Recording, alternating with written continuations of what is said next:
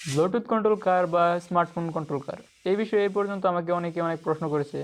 এর মধ্যে কমন প্রশ্নগুলো হলো, ভাই এটি তৈরি করতে কি কি প্রয়োজন হয়, কোড কোথায় পাবো, ডায়াগ্রাম ঠিক আছে কিনা, বা এটা তৈরি করলাম কিন্তু কাজ করতেছে না, কোথায় প্রবলেম বুঝতে পারতেছি না, ইত্যাদি ইত্যাদি। তো আজকে তৈরি করবো আমি ব্লুটুথ কন্ট্রোল আরসি কার, যেটিতে থাকবে ফ্রন্ট লাইট, ব্যাক লাইট, থাকবে হর্ন এবং স্পিড কন্ট্রোলের মতো ছোটোখাটো সিস্টেমগুলো। ওকে, তো চলুন কথা না বেরিয়ে কাজে যাওয়া যাক।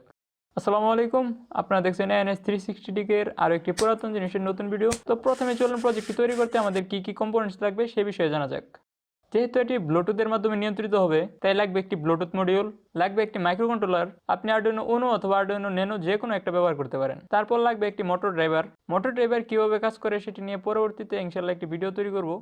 যেহেতু আমরা এটিতে স্পিড কন্ট্রোলের সিস্টেমটা রাখবো, তাই মোটর ড্রাইভারের এনেবল এ এবং এনেবল ভি এর জাম্পারটা খুলে নিতে হবে।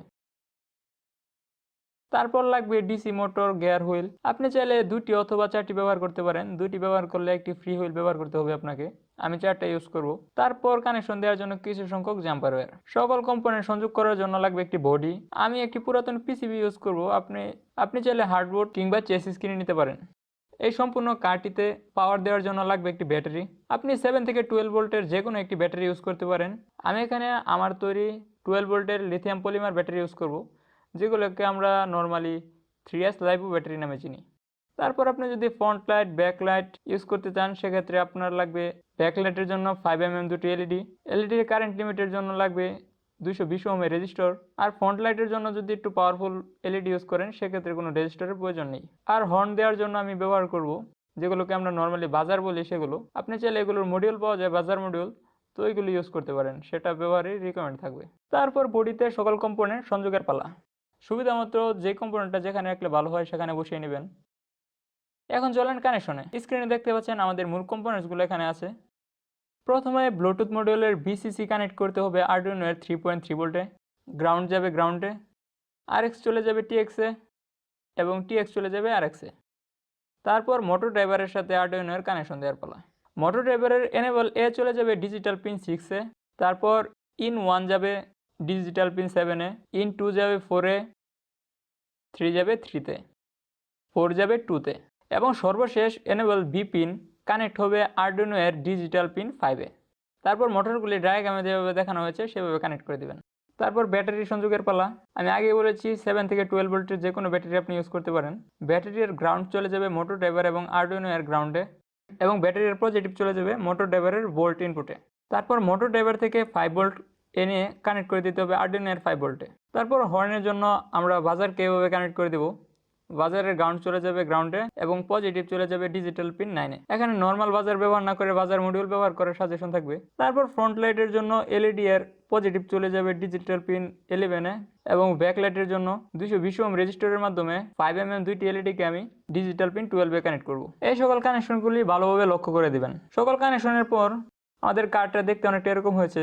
এখন চলুন আরডুইনোতে প্রোগ্রাম আপলোড করা যাক। প্রোগ্রাম আপলোডের জন্য আরডুইনোকে পিসি অথবা ফোনের সাথে কানেক্ট করতে হবে। তারপর ডিসক্রিপশনে কোড লিঙ্ক থেকে এই টেক্সট ফাইলটা পাবেন, সেটাকে সিলেক্ট অল করে কপি করবেন। তারপর আরডুইনো আইডি ওপেন করবেন।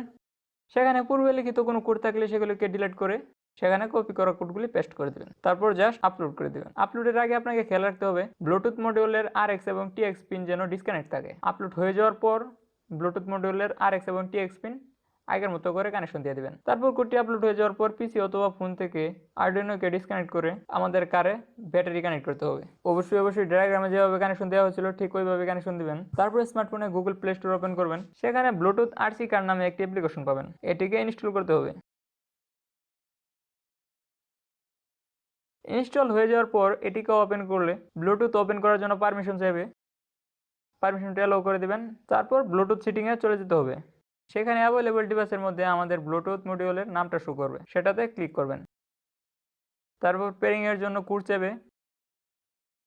ডিফল্টভাবে পিনকোড হিসাবে 1 2 3 4 দেওয়া থাকে, এগুলি লিখে ওকে করে দেবেন। বাস, কাজ কমপ্লিট। তারপর পুনরায় অ্যাপটিতে ফিরে আসতে হবে। অ্যাপের অপশন মেনুতে ক্লিক করতে হবে। সেখান থেকে দেখে আমাদের ব্লুটুথ মডিউলের নামটাতে ক্লিক করতে হবে। তাহলে আমাদের কার এবং আমাদের স্মার্টফোন একে অপরের সাথে কানেক্ট হয়ে যাবে। তো আপনাদেরকে ছোট করে দেখিয়ে দিই এই অ্যাপের কোন জায়গায় প্রেস করলে কি হবে। এখানে প্রেস করলে আমাদের কার্ডটি সামনের দিকে যাবে, এখানে প্রেস করলে আমাদের কার্ডটি পিছনের দিকে যাবে, এখানে প্রেস করলে আমাদের কার্ডটি বামে এবং এখানে প্রেস করলে আমাদের কারটি ডান দিকে যাবে। আর যে উপরে স্লাইডারটা আছে এটির মাধ্যমে আমাদের কারের স্পিড কন্ট্রোল করা যাবে। এখানে ক্লিক করলে আমাদের কারের ফ্রন্ট এলইডি জ্বলে উঠবে, এখানে ক্লিক করলে ব্যাক এলইডি জ্বলে উঠবে এবং এর পাশেটাতে ক্লিক করলে আমাদের হর্নটা চালু হয়ে যাবে।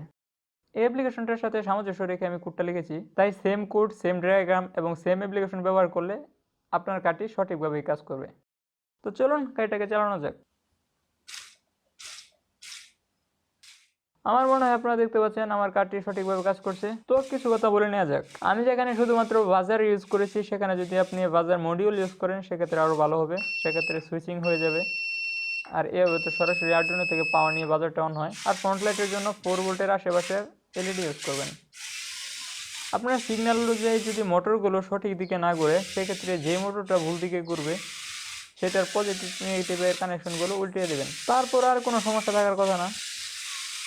তারপরে যদি সমস্যা থাকে তাহলে কমেন্ট করতে পারেন। ওকে, তো আজকের এই ভিডিওটি এই পর্যন্তই।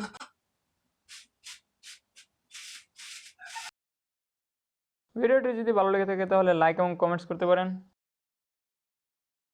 পরবর্তীতে কোন বিষয়ের উপর ভিডিও চাচ্ছেন সেটাও বলতে পারেন। আর পরবর্তীতে আমার তৈরি করা ভিডিওগুলো যদি মিস না করতে চান সেক্ষেত্রে চ্যানেলটিকে সাবস্ক্রাইব করে পাশে থাকা বেল বাটনটি প্রেস করে দিতে পারেন। ওকে, তো দেখা হবে নতুন কোনো ভিডিওতে নতুন কোনো বিষয় নিয়ে। সে পর্যন্ত ভালো থাকুন, সুস্থ থাকুন। আল্লাহ হাফেজ।